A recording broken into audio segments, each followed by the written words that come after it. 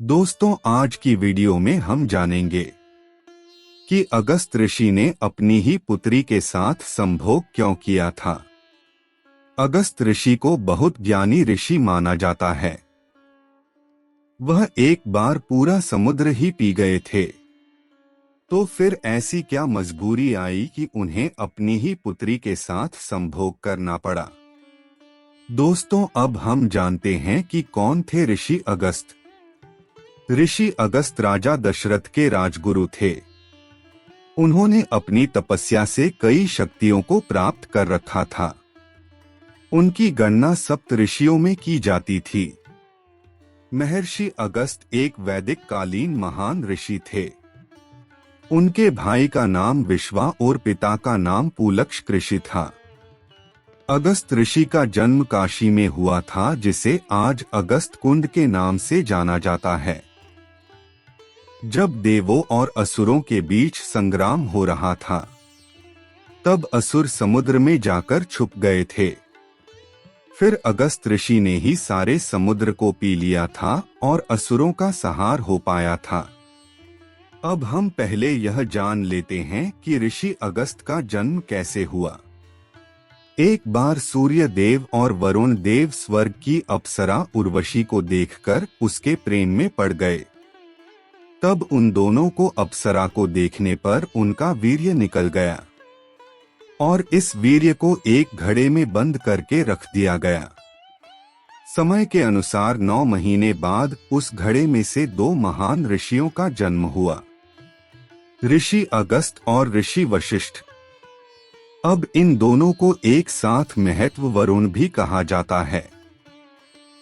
और इसी के साथ ऋषि अगस्त का जन्म क्योंकि एक घड़े में हुआ था, इसलिए इन्हें कुंभ ऋषि के नाम से भी जाना जाता है। अब हम बात करते हैं कि ऋषि अगस्त ने अपनी ही पुत्री के साथ संभोग क्यों किया था। ऋषि अगस्त ने अपनी तपस्या के बल से एक सुंदर कन्या को उत्पन्न किया था, जिसका नाम लोपामुद्रा रखा गया था।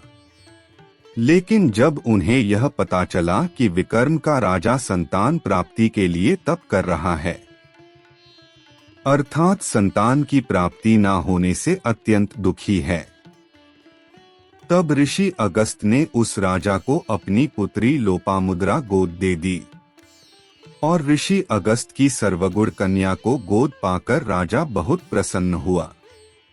फिर समय के साथ लोपामुद्रा राजा के महल में ही बड़ी हो गई, विवाह योग्य हो गई। फिर कुछ दिन बाद ऋषि अगस्त उस राजा के महल में गए और उन्होंने वहां जाकर अपनी पुत्री लोपामुद्रा का हाथ मांग लिया। राजा ना चाहते हुए भी ऋषि को मना नहीं कर पाया, क्योंकि उसके मना करने पर ऋषि अगस्त उसे श्राप दे देते। तब राजा ने इच्छा न होते हुए भी अपनी पुत्री लोपामुद्रा का विवाह अगस्त ऋषि से कर दिया।